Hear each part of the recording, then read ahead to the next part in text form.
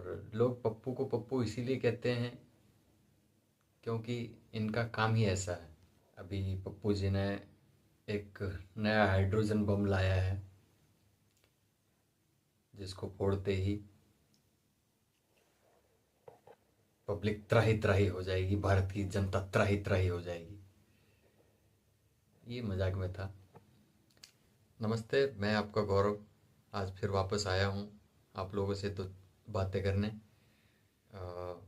मैं मुझे ये नहीं समझ में आ रहा है कि गांधी जी के वंशजों को आखिर हो क्या गया है।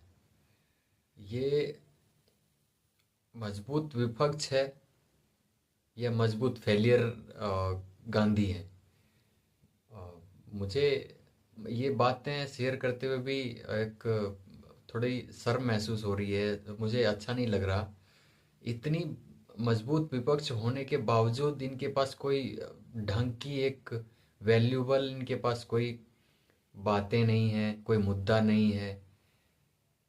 और अभी एक नया ये इन्होंने हाइड्रोजन बम जो निकाला हुआ है, मुझे नहीं लगता कि मजबूत विपक्ष की ऐसी मतलब गिरी हुई जो बातें हैं इनके मुंह से कैसे शोभा देती है।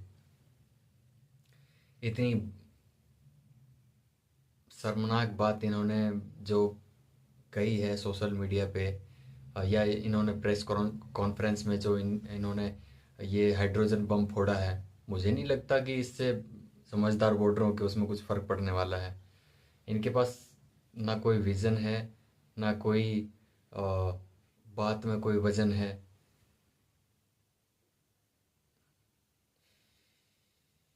मेरे हिसाब से तो नहीं लगता कि ये मजबूत विपक्ष का एक ऐसा अ, छवि होना चाहिए।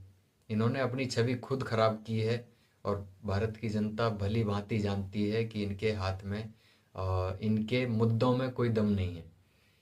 ये मान लीजिए कि अगर आपके पास कोई ऐसा सबूत है तो आप न्यायालय में रखिए, अ, अ, जिसमें आपका समाधान हो सके।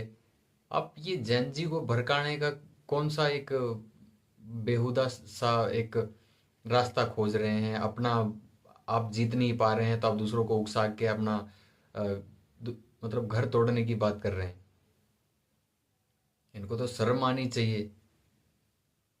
राहुल गांधी जी, मुझे नहीं लगता कि ये कौन से राजनीति कर रहे हैं, देश तोड़ो राजनीति कर रहे हैं ये। इस हिसाब से तो इनको, मेरे हिसाब से तो इनको पद से हटा देना चाहिए कि ये फालतू फालतू बातें करके इन्होंने देश की छवि को खराब किया है। जब लोगों के पास कोई मुद्दा नहीं होता है तो वो पता नहीं कौन कौन सी बातें निकाल के लाते हैं जिससे किसी का कोई लेना देना नहीं है। अगर आपके पास ऐसा कोई सबूत है जिससे वाकई में ऐसा हुआ है तो आप सुप्रीम कोर्ट जा सकते हैं, उनको सबूत दे सकते हैं। ये जैन जी का भड़काने का कोई तरीका तो नहीं है।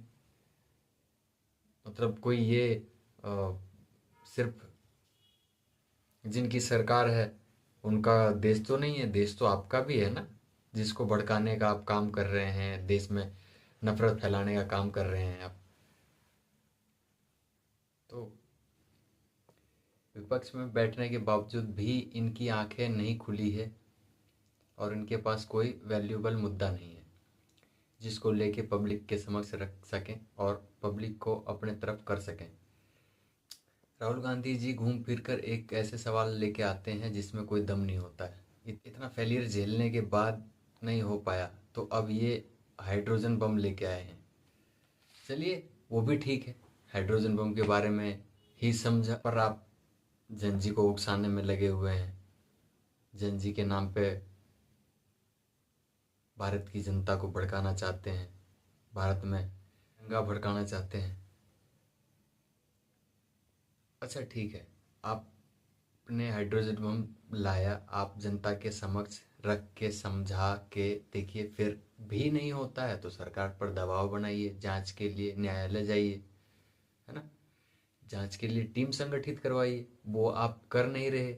जो जब आपको वोट नहीं पड़ता है तो आप बौखला जाते हैं और बौखला कर जनजी की तरफ मुड़ जाते हैं। जनजी को आप मदद के लिए पुकारने लग जाते हैं। वही पुकारने की तो बात की बात है, जनजी को उकसाने लग जाते हैं। तो ये आपका भी देश है, कम से कम सोच समझ के ऐसा भारत की न्याय पे गौर करिए, उस पर विश्वास रखिए। देश को तोड़ने का काम मत कीजिए, देश को बर्बाद करने का काम मत कीजिए। ऐसे तो आप और भी सत्ता में आने से पीछे रह जाएंगे।